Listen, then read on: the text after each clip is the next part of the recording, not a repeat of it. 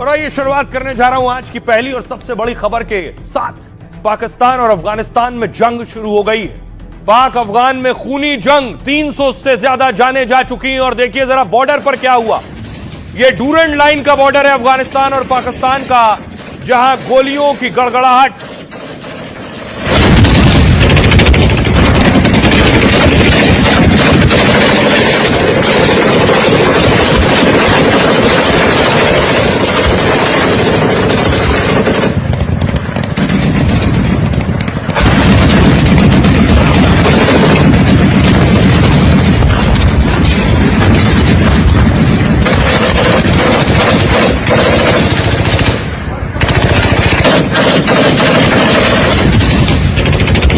तरफ से लड़ाई की तस्वीरें आप देख रहे हैं। बॉर्डर पर, पाकिस्तान और अफगानिस्तान के बॉर्डर पर दोनों तरफ से गोलियों की बौछार हो रही है, गोलों की बौछार हो रही है।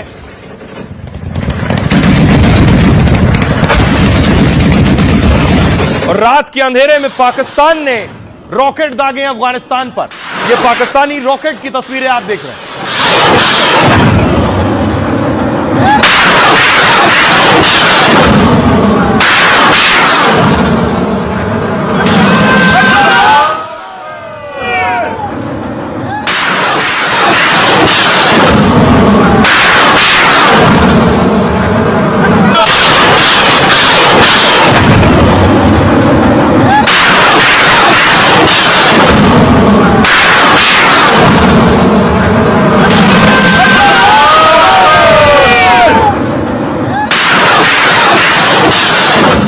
पाकिस्तान ने तोपें लगा दी और तोपों से गोले दागे गए। ये वो तस्वीरें, पाकिस्तान के टैंक्स आग उगल रहे थे।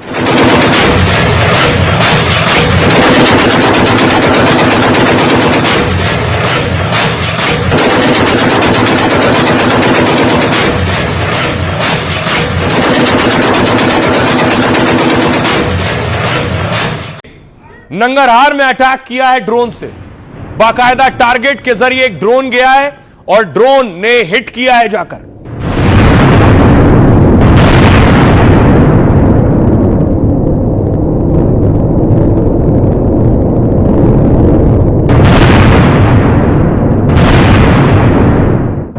अब देखिए जरा एक दूसरे पर कहां कहां हमले किए गए हैं। मैप के जरिए मैं आपको दिखाता हूं अफगान ने पाकिस्तान पर कहां कहां हमले किए। इस्लामाबाद में परमाणु ऊर्जा केंद्र पर हमला किया है अफगानिस्तान ने। न्यूक्लियर सेंटर था पाकिस्तान का, अफगानिस्तान ने वहां मारा। खैबर पख्तूनख्वा, नौशेरा का किला है खैबर पख्तूनख्वा में, वहां अटैक किया है। इसके अलावा खैबर पख्तूनख्वा में पुलिस स्टेशन है, वहां अटैक किया है। जमरूद का सैन्य बेस है, वहां अटैक किया है अफगानिस्तान में। पेशावर में अटैक किया है, कुर्रम में अटैक किया है, बाजौर में और चिरताल में अटैक किया है। एबटाबाद में अफगानिस्तान ने हमला किया है। पाकिस्तान ने काबुल में, नंगरहार में, खोस्त में, लगमान में, पख्तिया में, पख्तिका में और कंधार में अटैक किया है। दोनों एक दूसरे पर इस तरह से खतरनाक अटैक कर रहे हैं और इस अटैक में देखिए बड़ा नुकसान हो रहा है। दोनों एक दूसरे के चेक पोस्ट भी कब्जा कर रहे हैं। अब देखिए जरा दोनों देशों को नुकसान हो रहा है। किसे कितना नुकसान हुआ है इस जंग में अब तक। सबसे पहले अफगानिस्तान, पाक और अफगान में अब आर पार की जंग छिड़ गई है। दोनों देशों में 300 से ज्यादा की मौत का दावा किया जा रहा है। अफगान ने पाकिस्तान के 55 सैनिकों को मारने का दावा किया है। टोलो न्यूज के मुताबिक यह दावा तालिबान के प्रवक्ता ने किया है। अफगान का दावा है कि 23 पाक सैनिकों के शव उसके पास हैं। पाक सेना के एक क्षेत्रीय हेडक्वार्टर को कब्जा कर लिया है। साथ ही पाक की 19 चौकियों पर अफगानी कब्जा हो गया है। खबरें हैं कि पाकिस्तान के 4 मिलिट्री बेस पर भी हमले हुए। दावा है कि पाकिस्तान की राजधानी में भी हमला हो गया है। इस्लामाबाद में शहबाज शरीफ के घर से कुछ दूरी पर बमबारी हुई है। इतना ही नहीं, पाक के कई इलाकों में ड्रोन अटैक भी हुए हैं। तालिबानी सरकार ने पाकिस्तान को धमकी देते हुए कहा है कि पाकिस्तान ने फिर हमला किया तो हम और करारा जवाब देंगे। अब पाकिस्तान क्या दावा कर रहा है? जवाब देते हुए पाक ने फिर अफगान पर एयर स्ट्राइक की, जिसमें उसका दावा है 274 अफगान के लड़ाकों को मार दिया है। पाकिस्तान ने ऑपरेशन का नाम गजब लिल हक रखा है। गजब लिल हक का मतलब है इंसाफ के लिए गुस्सा, जिसका ऐलान खुद पाकिस्तानी रक्षा मंत्री ने किया। ख्वाजा आसिफ ने कहा सब्र खत्म हुआ, अब यह खुली जंग है हमारे बीच, अब सीधा युद्ध है, अब दमादम मस्त कलंदर होगा। पीएम शहबाज शरीफ ने दुश्मन को कुचलने का दम भरा है। दोनों देशों में तोरखम बॉर्डर पर भारी बमबारी और फायरिंग हो रही है। पाकिस्तान ने तोरखम में अस्पताल पर हवाई हमला कर दिया है, जिससे अस्पताल की इमारत बर्बाद हो गई और कर्मचारी घायल हो गए हैं। ये दोनों देशों के बीच अब तक नुकसान हुआ है। सुनिए, दावा किया है अफगानिस्तान ने कि पाकिस्तान का फाइटर गिरा दिया है उन्होंने। पाकिस्तान का फाइटर F-16 था या JF-17, इसकी पुष्टि नहीं हो पाई है।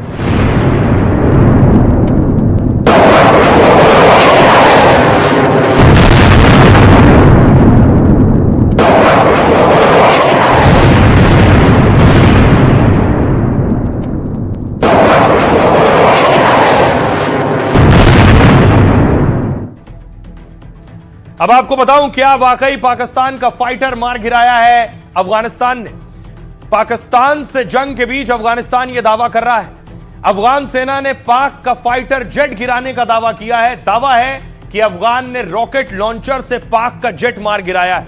पाकिस्तानी वायुसेना के पास दो मुख्य फाइटर जेट हैं। पहला ये जो आप देख रहे हैं, ये है F-16 फाइटर जेट पाकिस्तान को अमेरिका ने दिया है। पाकिस्तान के पास इस जेट के लगभग 75 से 80 जेट हैं। इसकी खासियत यह है कि इसमें एडवांस रडार लगा हुआ है। यह काफी दूर से टारगेट डिटेक्ट करता है और ट्रैक कर सकता है। साथ ही लंबी दूरी की मिसाइल भी ले जाने में सक्षम है। हालांकि अमेरिका ने इसके इस्तेमाल पर कुछ शर्तें लगाई हैं और इसका इस्तेमाल आतंकवाद विरोधी ऑपरेशंस में हो सकता है। पाक इसका इस्तेमाल आंतरिक सुरक्षा के लिए कर सकता है। इसके अलावा क्या अफगानिस्तान ने अगर F-16 नहीं तो JF-17 थंडर गिरा दिया है? JF-17 थंडर चीन और पाकिस्तान ने मिलकर बनाया है। पाकिस्तान के पास 150 से ज्यादा JF-17 है। पाक वायुसेना के बेड़े में इसकी संख्या सबसे ज्यादा है। यह जेट सस्ता है और आसानी से बनाया जा सकता है, इसलिए ज्यादातर ऑपरेशंस में इसी का इस्तेमाल होता है। अफगानी मीडिया रिपोर्ट्स में इस बात का दावा किया गया है कि उनके एयर स्पेस में घुसने वाला पाक जेट गिरा दिया गया है। हालांकि पाकिस्तान ने किसी भी जेट के गिरने की पुष्टि नहीं की है। पाकिस्तान ने कहा है कि उनकी सेना के सभी हमले सफल रहे हैं और हमले में अफगानिस्तान को भारी नुकसान हुआ है। किसी पायलट से जुड़ी या क्रैश की रिपोर्ट सामने नहीं आई। यह दावा पाकिस्तान कर रहा है और पाकिस्तान हमेशा ऐसे दावों पर झूठ बोलता है। दुनिया इस वक्त टेंशन में है कि आखिर पाकिस्तान और अफगानिस्तान के बीच जो जंग हो रही है, यह आखिर कहां और कब जाकर रुकेगी। देखिए जरा दुनिया क्या कह रही है इस पर। रूस ने अपील की है कि पाक अफगान तुरंत लड़ाई रोक दें। रूस ने कहा है कि हमले बंद करो और मतभेद सुलझाओ। दोनों देश चाहे तो हम मध्यस्थता पर विचार करेंगे। क्षेत्रीय स्थिरता बनाना और हालात बिगड़ने से रोकना होगा। चीन का कहना है बातचीत और समझौते से मतभेद और विवाद खत्म करें। तनाव कम करने, रिश्ते सुधारने में भूमिका निभाने को भी तैयार हैं। चीन ने कहा संघर्ष में लोगों की जान जाने से दुखी हैं। हालात बिगड़े तो दोनों को नुकसान होगा, इसलिए दुश्मनी खत्म करना हित में है। ईरान ने संघर्ष रोकने के लिए मध्यस्थता का प्रस्ताव दे दिया है। अफगान और पाकिस्तान रमजान के पवित्र महीने के मौके पर अपने मतभेद अच्छे पड़ोसी संबंधों और संवाद के जरिए सुलझाए। ये आत्मसंयम और इस्लामी दुनिया में एकता को बढ़ाने का महीना है। भारतीय विदेश मंत्रालय ने पाक की पहली एयर स्ट्राइक की निंदा की थी। रमजान के पवित्र मौके पर पाकिस्तान की इस हरकत को गलत बताया था। कहा था यह पाक की अंदरूनी नाकामियों को बाहर दिखाने की कोशिश है। भारत अफगान की संप्रभुता, अखंडता और आजादी को समर्थन दोहराता है। तुर्की कहना है पाक अफगान में जारी संघर्ष को लेकर तुर्की सक्रिय हो गया है। तुर्की कई देशों से बातचीत कर विवाद सुलझाने में लग गया है। पाक, अफगान, कतर, सऊदी अरब के विदेश मंत्रियों से बात की गई है। ब्रिटेन ने तनाव कम करने के लिए कदम उठाने को कहा है। आम लोगों को और नुकसान न पहुंचाएं, बातचीत शुरू की जाए। संयुक्त राष्ट्र ने दोनों देशों से संयम बरतने और तनाव कम करने को कहा है। यूएन के अफसर ने कहा है मौजूदा हालात दुर्भाग्यवश हिंसा में बदल गए हैं। तत्काल संघर्ष विराम हो ताकि नागरिकों की सुरक्षा सर्वोच्च प्राथमिकता रहे। अब सवाल यह है, इस बीच भारत का क्या रिएक्शन होगा, भारत क्या करेगा, क्योंकि भारत का इन्वेस्टमेंट कान में है। पिछले साल अफगानी विदेश मंत्री आमिर खान मुत्तकी भारत पहुंचे थे। अफगान विदेश मंत्री का भारत आना पाक को बर्दाश्त नहीं हुआ। इसके बाद दोनों मुस्लिम देशों में अचानक बमबारी शुरू हो गई थी। अब एक बार फिर दोनों मुस्लिम देश आमने सामने। पाक रक्षा मंत्री ने इस जंग के लिए भी आरोप पर आरोप मढ़ दिया है। ख्वाजा आसिफ ने कहा अफगान भारत की कॉलोनी बन गया है। हमें लगता था रूस अमेरिकी सेना जाने से अफगान में शांति होगी, लेकिन तालिबान तो भारत का प्रॉक्सी बनकर रह गया है। हमने बहुत ज्यादा डिप्लोमेसी की, लेकिन अब बहुत हुआ। ऐसे में सवाल है कि जंग का भारत पर कितना असर होगा। एक्सपर्ट्स के मुताबिक इससे भारत अफगान रिश्ते मजबूत हो सकते हैं। भारतीय कंपनियों ने अफगानिस्तान में 27,000 करोड़ का निवेश किया है। अफगानिस्तान की संसद का निर्माण भी भारत की कंपनी ने किया है। इंफ्रा, स्वास्थ्य, सड़क, बिजली जैसे सेक्टर में बंपर निवेश किया है। साथ ही फार्मा कंपनियों ने भी अफगानिस्तान में भारी निवेश किया है। जंग के लंबा खींचने से कुछ कंपनियों को नुकसान हो सकता है और इस टकराव से पूरे इलाके की सुरक्षा प्रभावित होगी। इस जंग से अफगानिस्तान में कई गुट बन सकते हैं। भारत अफगानिस्तान से ड्राई फ्रूट और कृषि उत्पाद खरीदता है। सब्जियों और मसालों की खेप भी भारत पहुंचती है। भारत दवा सहित कई सामान अफगानिस्तान को सप्लाई करता है, लेकिन जंग से ट्रेड यानी व्यापार रूट पर कोई खास असर नहीं पड़ेगा। और हमारे साथ डिफेंस एक्सपर्ट टीपी त्यागी क्या कुछ कह रहे हैं, जरा वो सुनिए। अफगानिस्तान और पाकिस्तान के बीच लड़ाई के लिए भारत को जिम्मेदार ठहरा रहा है। ये बहुत ही हास्यास्पद बात है, क्योंकि इसमें भारत का कोई रोल नहीं है, भारत का कोई काम नहीं है। आप अफगानिस्तान के ऊपर हवाई हमले करो और फिर दोष भारत के ऊपर मढ़ो। जब वहाँ से उनका बड़ा ज़बरदस्त जवाब आता है, उनके ज़मीनी हमलों का आप सामना नहीं कर पाते, आपके सैनिक पोस्ट छोड़कर भाग जाते हैं। आप जो सोचा था वो कुछ नहीं कर पाएंगे, आपके ऊपर कैंटोनमेंट्स के ऊपर उनके ड्रोन हमले होते हैं। आपका एक एयरफोर्स का जहाज गिरा दिया जाता है उनके एयर डिफेंस के द्वारा।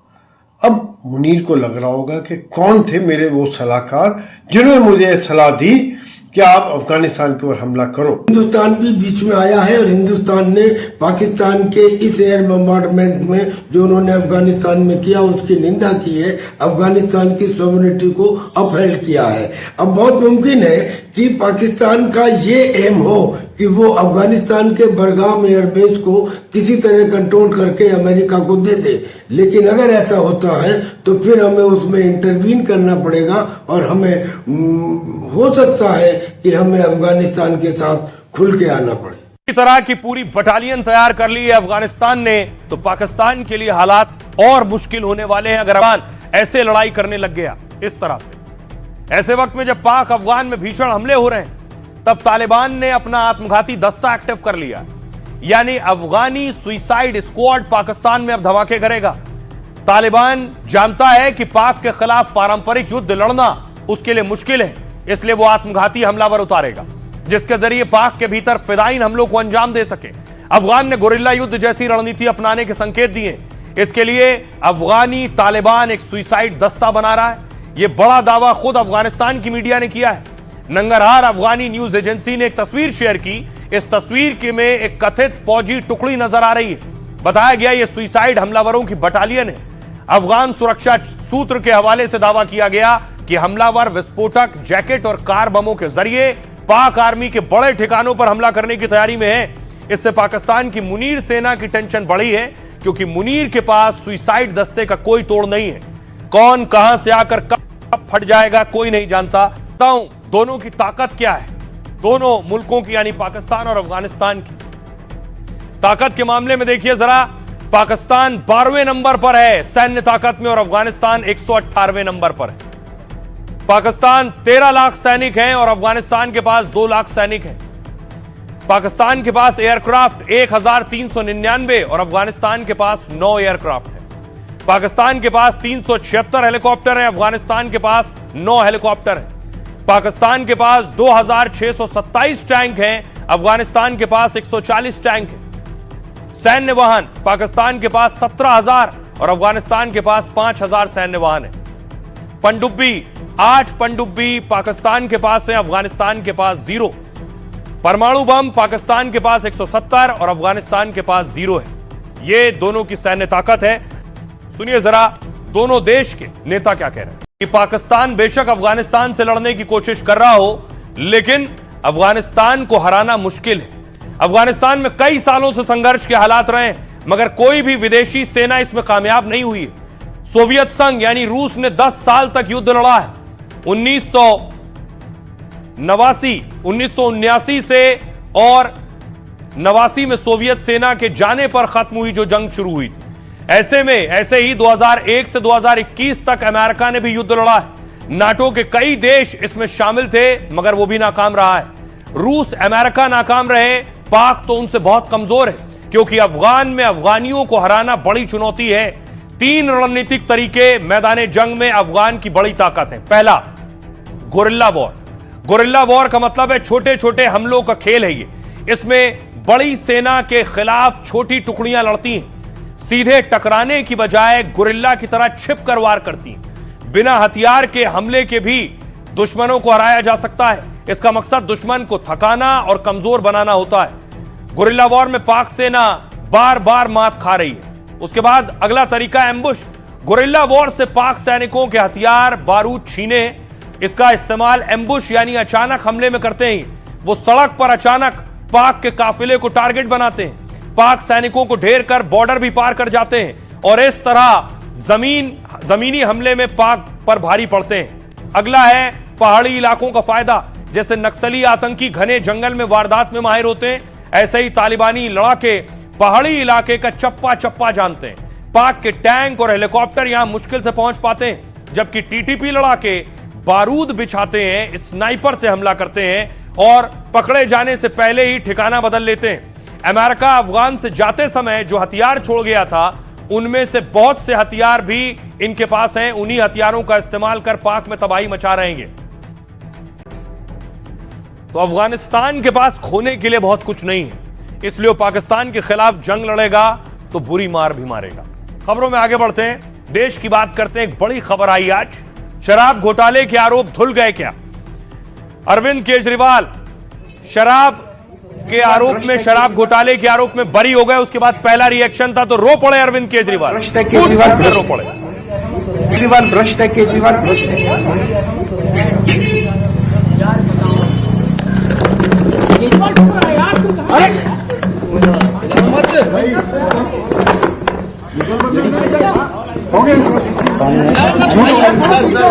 संभालिए सर, अपने आप संभालिए, हिम्मत सर, लाओ मत भाई। केजरीवाल भ्रष्ट नहीं है, केजरीवाल भ्रष्ट नहीं है, केजरीवाल भ्रष्ट है, केजरीवाल भ्रष्ट है, केजरीवाल भ्रष्ट है, केजरीवाल भ्रष्ट है।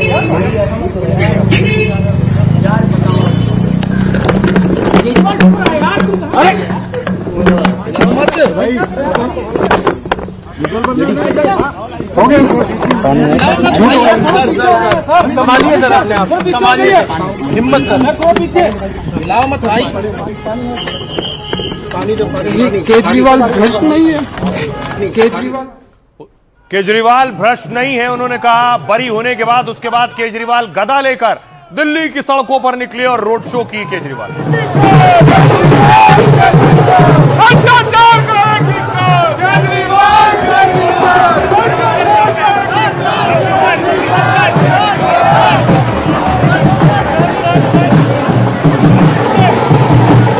केजरीवाल के लिए आरोपों से बरी होना बड़ी जीत था। केजरीवाल ने इन आरोपों के बाद बहुत कुछ खोया है, सीएम का पद, सीएम की कुर्सी, देश की राजधानी दिल्ली और पूरा चुनाव। उसके बाद केजरीवाल की गाड़ी पहुंची उनके घर, तो परिवार के लिए बहुत खुशी का वक्त था। सुनीता केजरीवाल आई उनका स्वागत करने के लिए, फूल बरसाए पति केजरीवाल पर।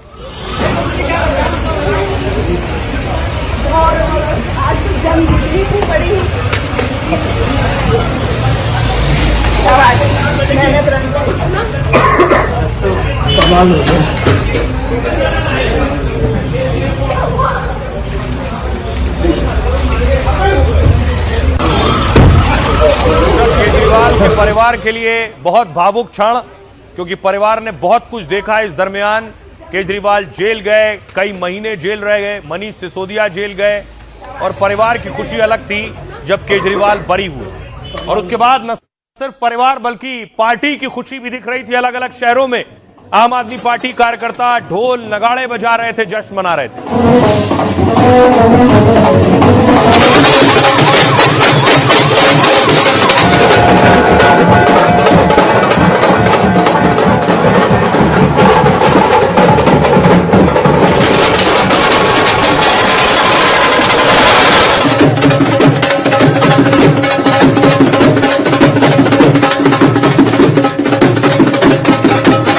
मनीष सिसोदिया भी शराब घोटाले के आरोपों से बरी हुए तो मनीष सिसोदिया खुद को थिरकने से रोक नहीं पाए।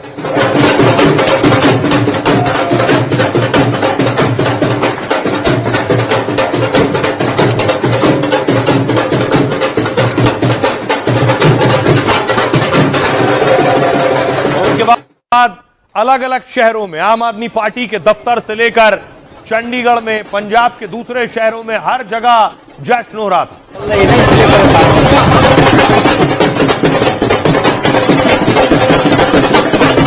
केजरीवाल भ्रष्ट नहीं है। आज केजरीवाल के आंसू थमने का नाम नहीं ले रहे थे।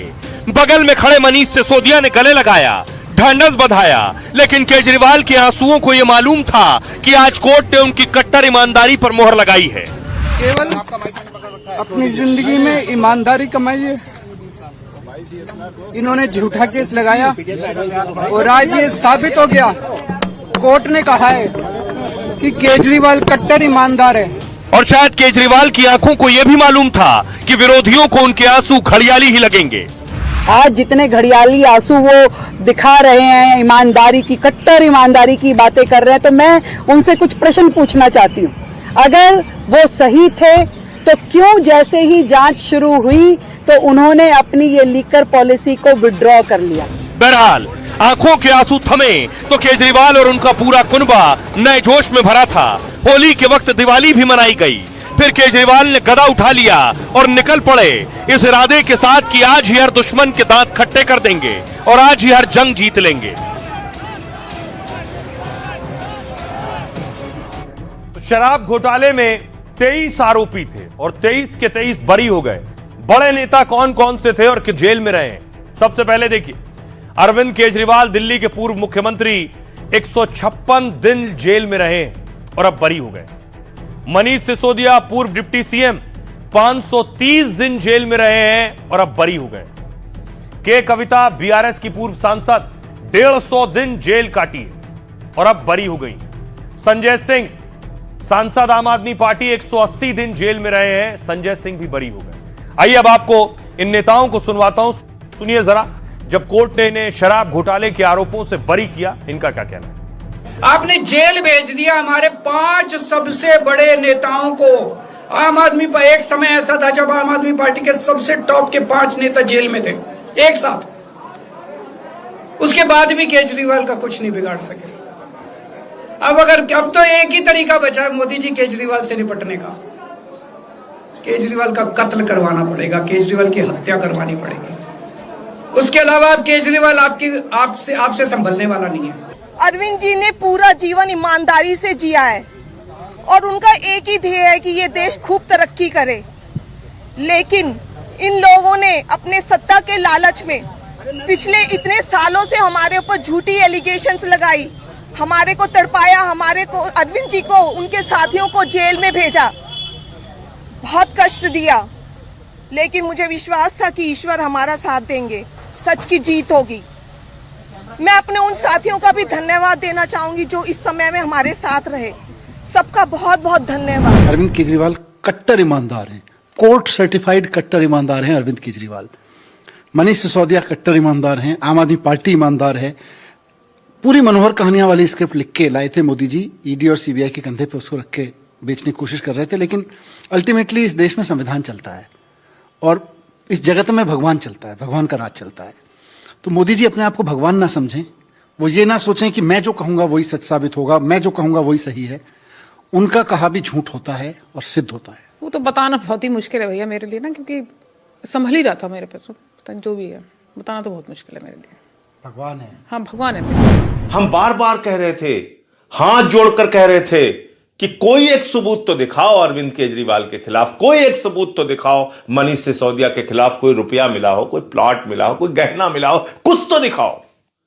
नहीं सुनी गई हमारी बात, खूब बदनाम किया गया। हजारों टीवी शो हुए, डिबेट्स हुई, आपके प्रवक्ता आके चिल्ला चिल्ला के बदनाम करते रहे।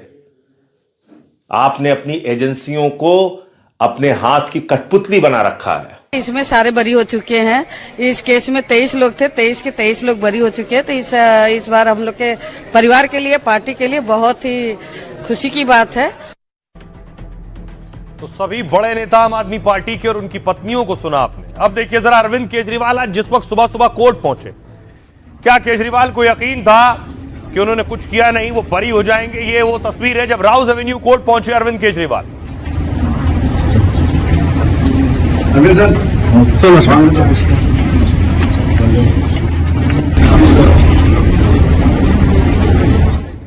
अब आइए आपको कोर्ट के अंदर लिए चलता हूं। कोर्ट में आज क्या हुआ? राउज एवेन्यू कोर्ट में सीबीआई ने 23 लोगों के खिलाफ चार्जशीट दाखिल की थी। इस मामले में राउज एवेन्यू कोर्ट ने सभी आरोपियों को बरी कर दिया। कोर्ट ने साजिश की थ्योरी को सिरे से खारिज कर दिया। करीब 4 महीने तक कोर्ट में मामले की सुनवाई चली। राउज एवेन्यू कोर्ट ने 600 पन्नों का आदेश जारी किया है। सीबीआई ने 6 घंटे के भीतर फैसले को हाईकोर्ट में चुनौती दे दी है। अब आपको बताऊं कोर्ट में हुआ क्या। कोर्ट ने कहा हजारों पन्नों की चार्जशीट में कई खामियां हैं। सीबीआई की चार्जशीट में भ्रामक दावे किए गए। सीबीआई के पास साबित करने लायक सबूत नहीं है। ऐसे दस्तावेज हैं जो गवाहों के बयान से मेल नहीं खाते हैं। सीबीआई के दावे ठोस सबूतों की जगह अनुमान पर टिके थे। इसमें विरोधाभास है, साजिश की थ्योरी कमजोर है, चार्जशीट में कई बातें गुमराह करने वाली हैं। आबकारी नीति बनाने में कोई साजिश नहीं थी।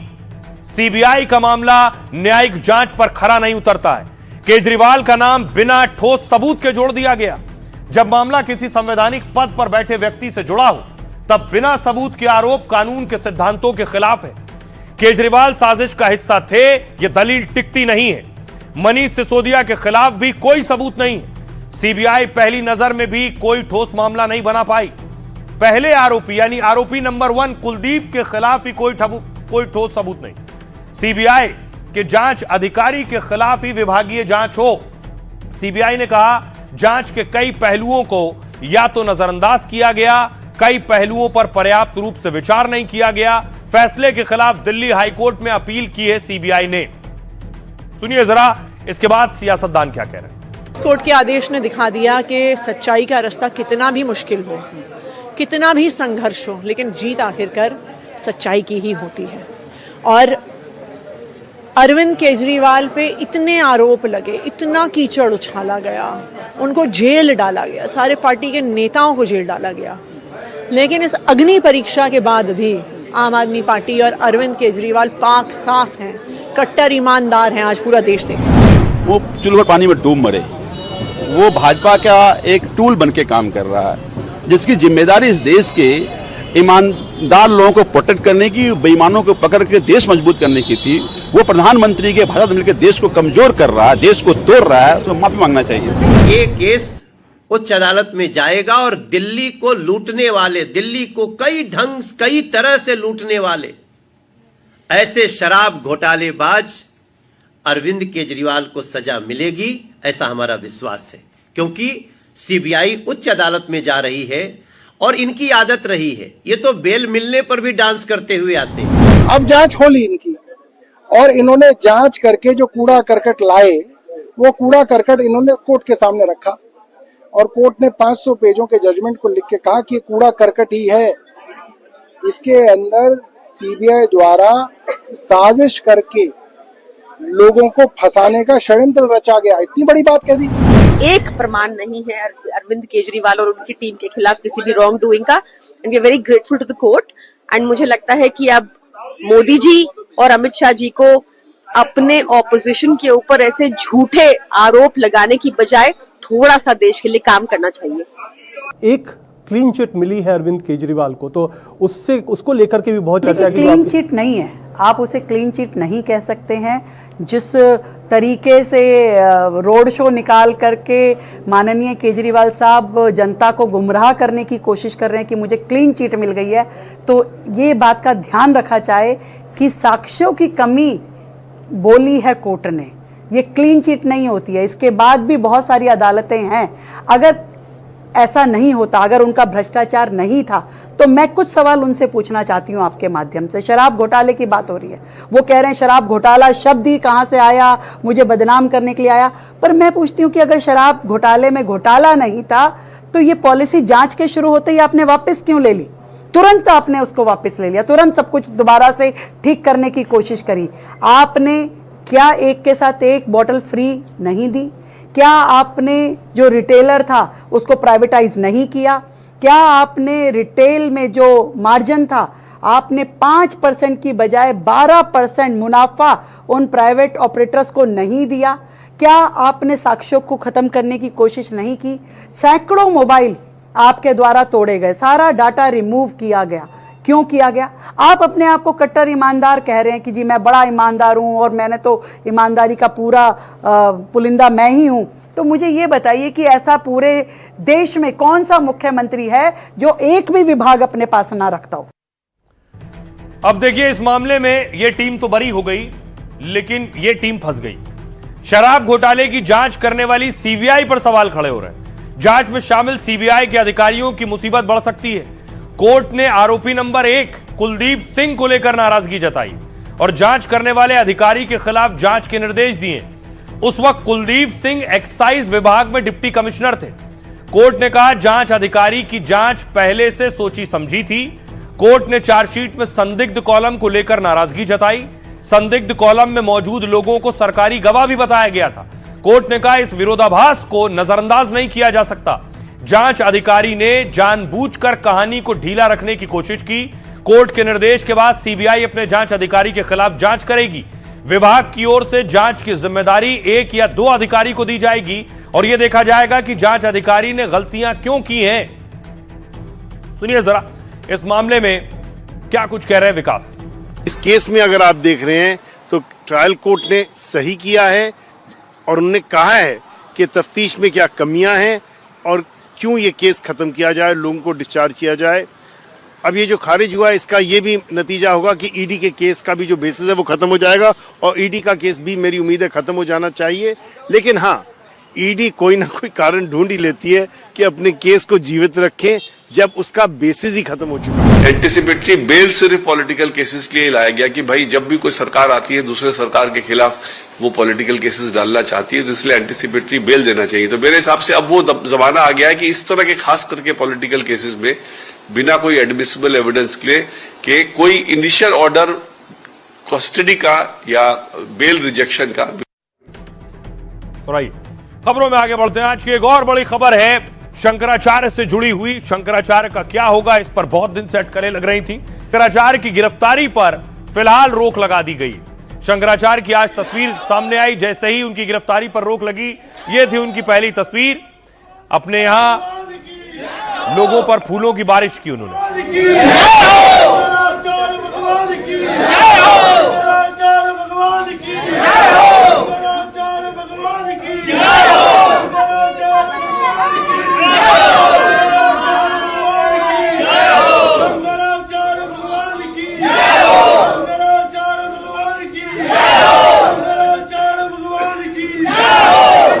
और उसके बाद शंकराचार्य ने उनके गुरुकुल में जो बटुक हैं उनको टीका लगाया, उन्हें तिलक लगाया।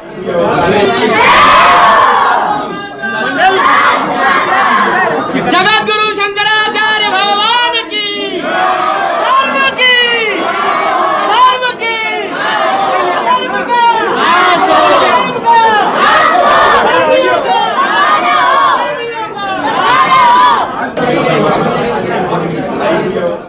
और फिर शंकराचार्य के आश्रम में जश्न शुरू हो गया, नृत्य शुरू हो गया और शंकराचार्य में आस्था रखने वाले लोग पहुंचने लगे।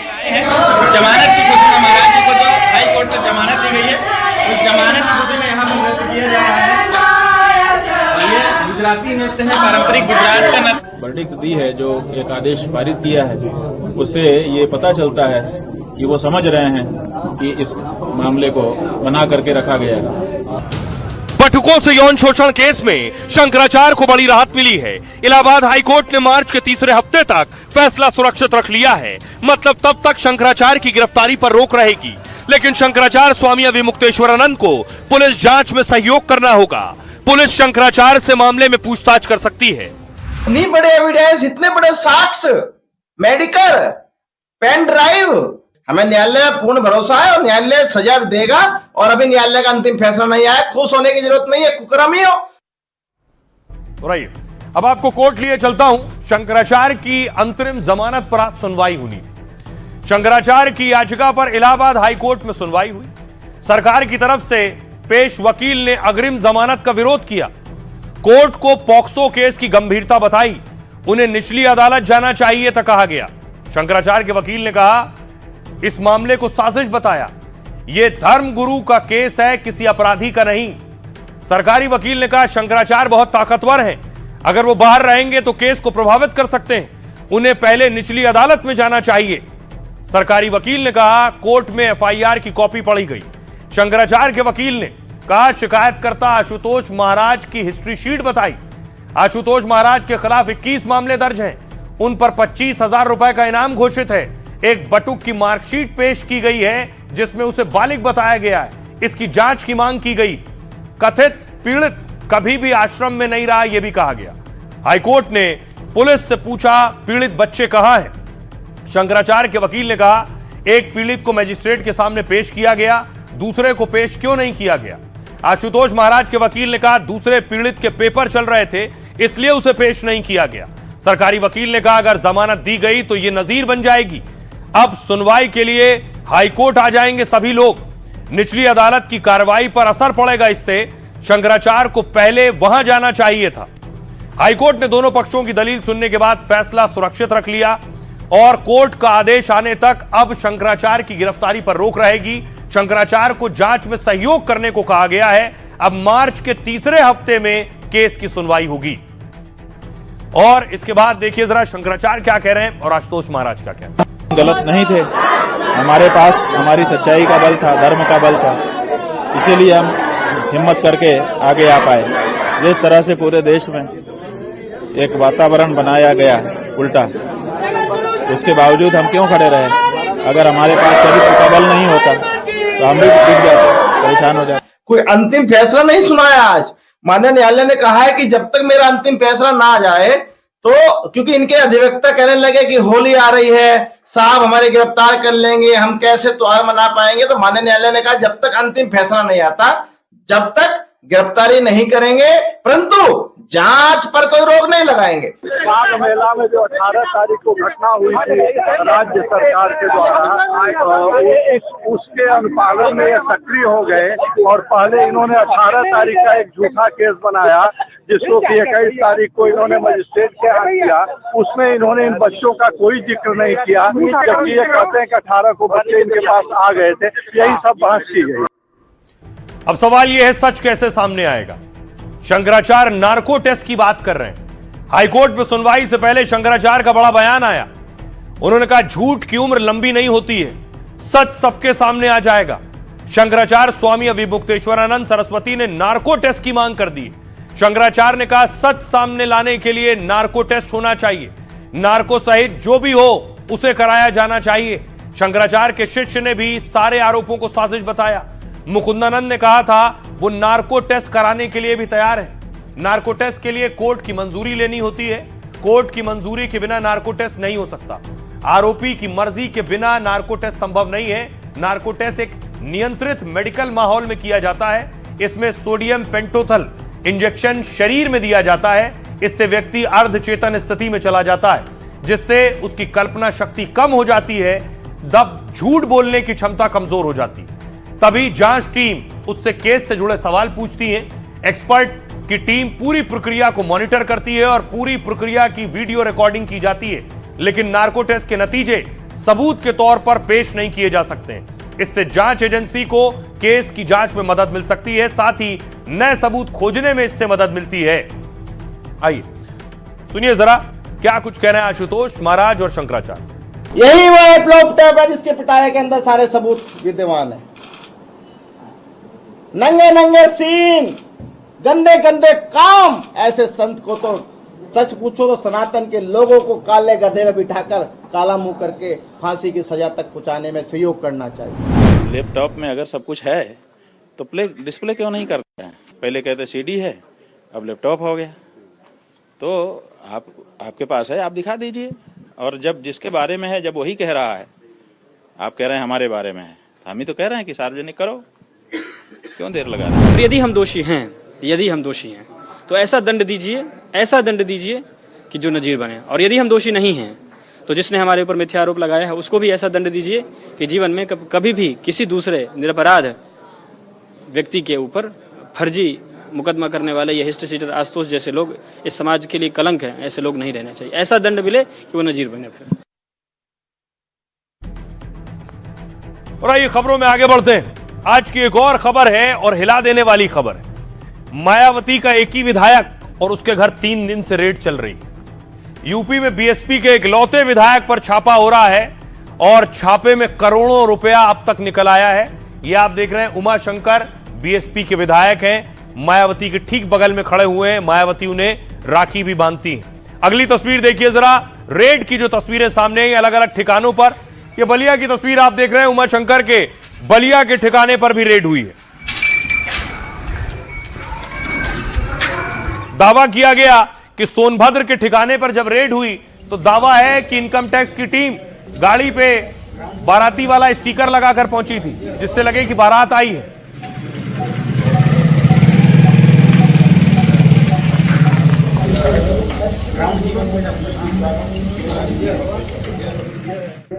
अब आपको बताऊं कि रेड में अब तक क्या कुछ मिला है, क्या दावा किया जा रहा है। यह है विधायक। यूपी में बीएसपी के इकलौते विधायक उमाशंकर सिंह पर आयकर का छापा पड़ा। सोनभद्र, कौशांबी और बलिया समेत कई शहरों में एक साथ छापेमारी की गई। बलिया और सोनभद्र में 60 घंटे बाद भी आयकर की छापेमारी लगातार जारी है। लखनऊ में छापेमारी पूरी हो गई है। यहां करीब 50 अधिकारियों ने छापा मारा था। सोनभद्र में आयकर के 24 अधिकारी कई गाड़ियों से बाराती बनकर छापा मारने पहुंचे। अधिकारियों ने पहचान छिपाने के लिए गाड़ियों पर शादी के पर्चे लगाए। दावा है लखनऊ और अन्य ठिकानों से अब तक करीब 10 करोड़ कैश बरामद हुआ है, जबकि इसके साथ ही महंगी गाड़ियां, सोना चांदी और कीमती जेवर मिले। फिलहाल आयकर की टीमें अभी भी टैक्स चोरी से जुड़े दस्तावेज खंगाल रही हैं। ये कार्रवाई करीब 1000 करोड़ की टैक्स चोरी के आरोप में की जा रही है। 1000 करोड़। इससे आपको अंदाजा होगा कि इनकम टैक्स के पास क्या इनपुट थे। सुनिए जरा सियासतदान क्या कह रहे हैं। आईटी वालों को नाम कौन बताता है? और उनके यहाँ छापा इसलिए पड़ा है कि कुछ लोग जापान गए हुए हैं। अगर वो जापान न गए होते तो शायद छापा न पड़ता, क्योंकि पुलिस पता लग जाती, पुलिस लीक कर देती। सवाल ये नहीं हुआ शंकर पे छापा पड़ा।